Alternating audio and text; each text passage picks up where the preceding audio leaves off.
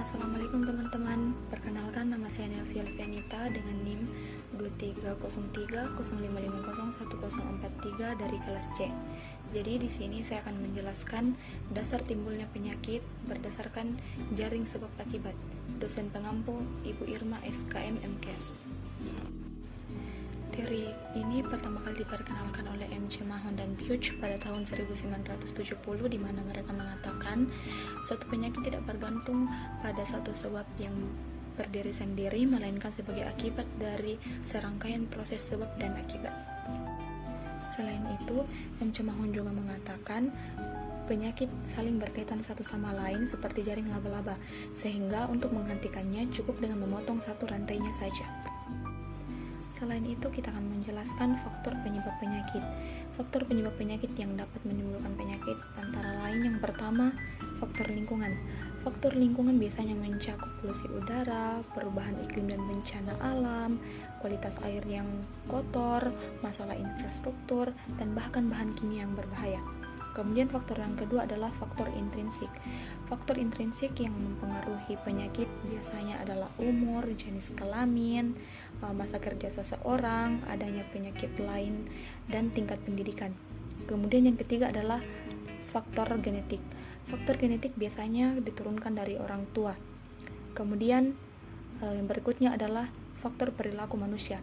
Perilaku manusia biasanya juga menjadi faktor utama penyebab penyakit, di mana biasanya manusia mempunyai kebiasaan hidup yang kurang bersih.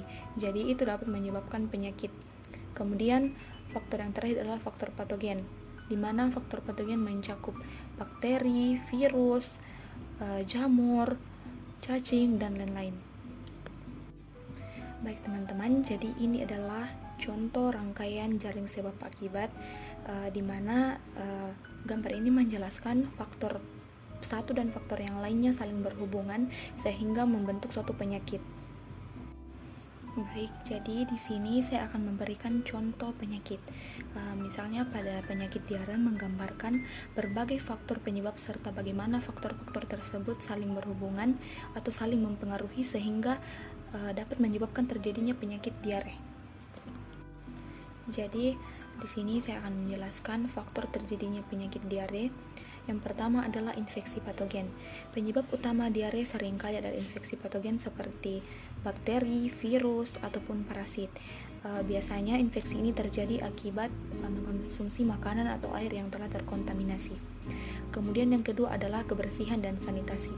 Kurangnya kebersihan seperti tidak mencuci tangan setelah buang air besar dan sebelum makan dapat mengganggu kebersihan.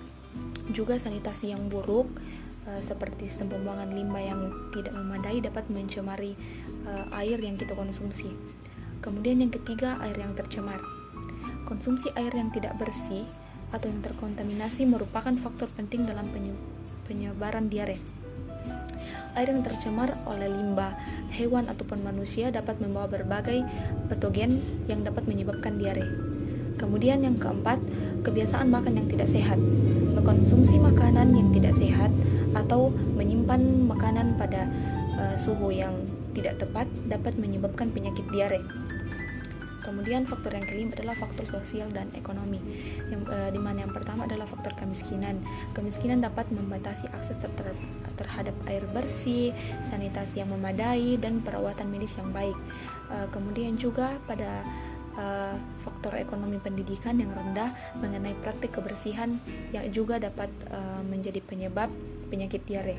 Kemudian yang terakhir adalah faktor dampak kesehatan, di mana di sini saya menggambarkan seperti dehidrasi akibat kekurangan cairan yang seringkali terjadi pada bayi, anak-anak, bahkan lansia.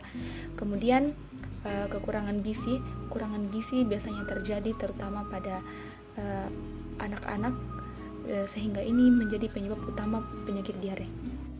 Baik teman-teman, jadi ini adalah contoh jaring sebab akibat yang terjadi pada penyakit diare, di mana dari serangkaian faktor-faktor ini dapat menyebabkan penyebaran bakteri dan masalah gizi kurang, di mana keduanya adalah masalah utama atau penyebab utama terjadinya diare.